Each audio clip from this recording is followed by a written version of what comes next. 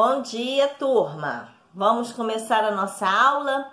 Então, vamos abrir o livro de História da página 248 até a página 256. Eu quero que vocês façam a leitura dos textos que estão nessas páginas. Bom, depois de um período que o Brasil viveu de ditadura de Vargas, que foi o Estado Novo, o Brasil agora vai viver um período da democracia, a volta da democracia. Porque no Estado Novo as pessoas não tinham a liberdade de expressão, as pessoas eram censuradas, ou seja, eram proibidas de fazer aquilo que elas queriam. Então havia uma censura, não havia a liberdade da população. E agora que Vargas começa a sofrer a pressão da oposição, ele é obrigado a renunciar. E assim, com a renúncia dele, se estabeleceu a democracia, voltou a democracia. As pessoas puderam ter liberdade de se expressar. Acabou a censura nos meios de comunicação, nos meios de comunicação, na arte. Então agora as pessoas estavam vivendo de fato a democracia. As eleições voltaram, as pessoas puderam escolher os seus candidatos. E agora, nesse exato momento em que se restabeleceu a ditadura, Eurico Gaspar Dutra, ele se candidatou. E ele era apoiado por quem? Por Vargas. Mas ele foi eleito. E aí ele fez o quê? Elaborou uma nova Constituição para o Brasil. E nessa Constituição, o que prevaleceu? Ele prevaleceu nessa Constituição a liberdade de expressão das pessoas, né? A censura foi extinta. E agora o povo podia o quê? Ter liberdade de expressão. O povo não era mais censurado. A arte podia viver o seu momento de expor as suas ideias. E aí, também os direitos trabalhistas foram preservados na Constituição que Eurico Gaspar Dutra elaborou na Constituição, tá? Aí, passaram-se 4 anos, Vargas se candidata e ele é novamente eleito pelo povo. Mas dessa vez ele já veio diferente, ele já veio com ideias novas de investimento para o país. Então ele investiu na industrialização, ele incentivou a industrialização do país. Ele implantou aqui também, nessa época, várias empresas como a Petrobras, o Banco BNDES, que é o Banco de Desenvolvimento Econômico e Social, que essas empresas existem até hoje. Então isso aí foi justamente no retorno de Vargas. Ele já veio com uma outra ideia, porém a oposição começava a dificultar o seu governo.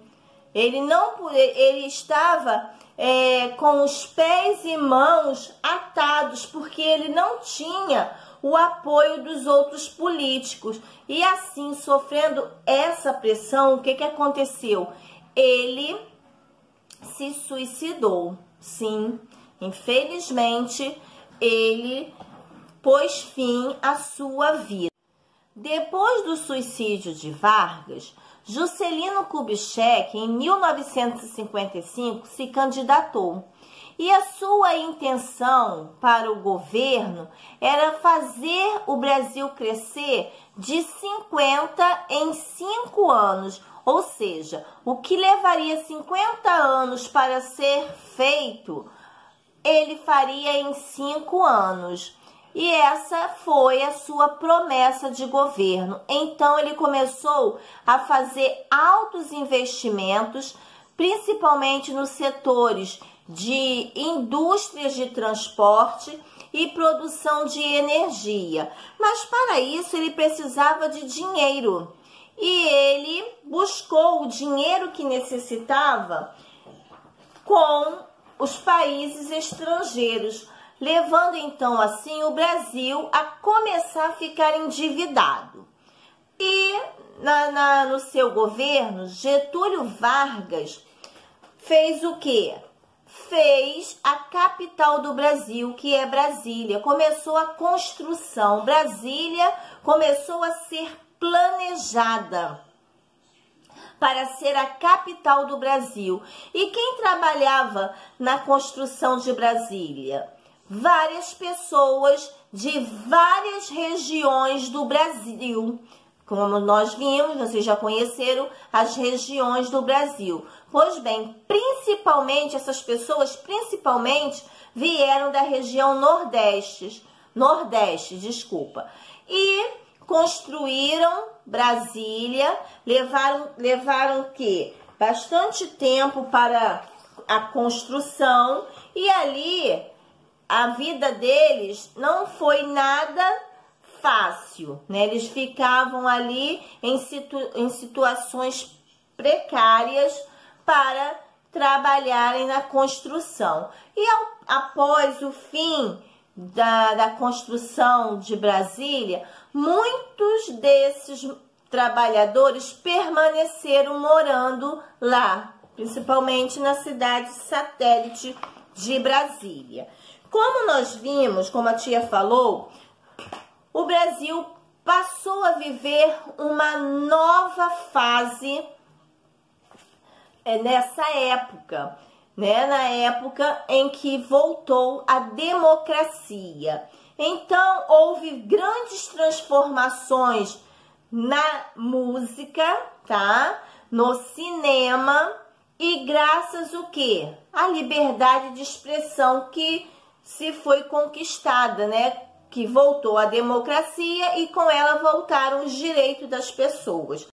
Então, nós vamos ver aí essas transformações que ocorreram nessas décadas de 1950 a 1960 serem refletidas na música e no cinema. Na música, nós vamos ver aí um novo estilo musical, que foi o Bossa Nova, que foi uma mistura de samba com o jazz estadunidense. No cinema, nós vamos ver que foi incentivada a produção de filmes brasileiros, principalmente a comédia, e grandes atores e atrizes brasileiros foram destaque nesse período. Mas também nós não podemos esquecer que foi também investido no cinema, e aí as pessoas começaram, os cineastas começaram a produzir filmes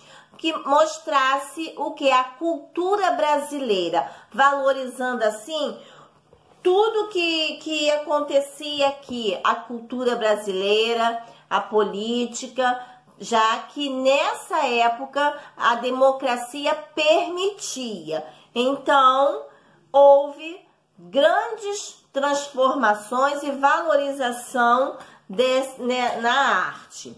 Mas também nós não podemos esquecer que estava ocorrendo um processo de transformação, como vocês viram.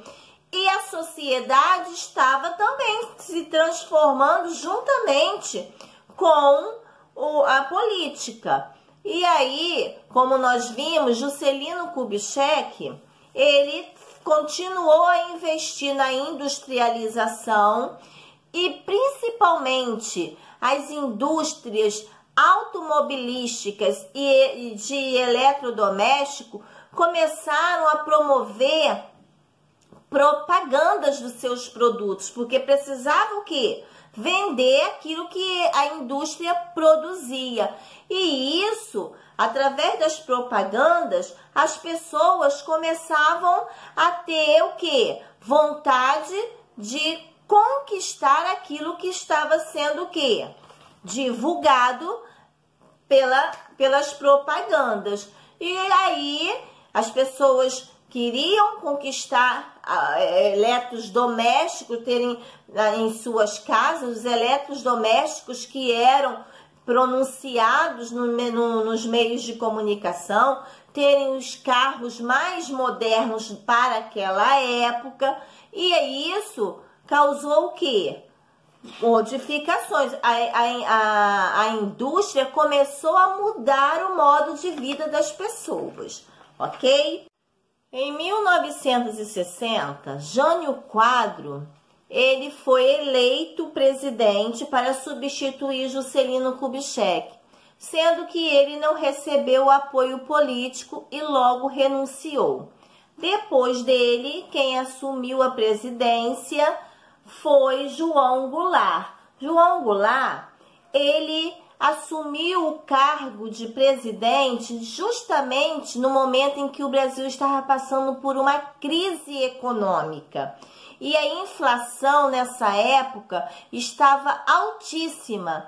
E a diferença social entre rico e pobre era muito evidente.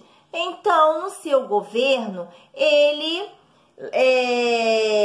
buscou soluções para amenizar essa situação. O que ele fez? Ele lançou as reformas de base. Mas que reformas eram essas, tia? Reformas de base. Ele prometia na área agrária, ou seja, no campo, ele prometia distribuir lotes de terra às pessoas que trabalhavam no campo. E na reforma urbana, ele doaria terras, lotes também, para as pessoas construírem as suas casas. E essas propostas de João Goulart desagradaram a vários grupos da sociedade, como os militares, os banqueiros, os empresários e a classe média da sociedade.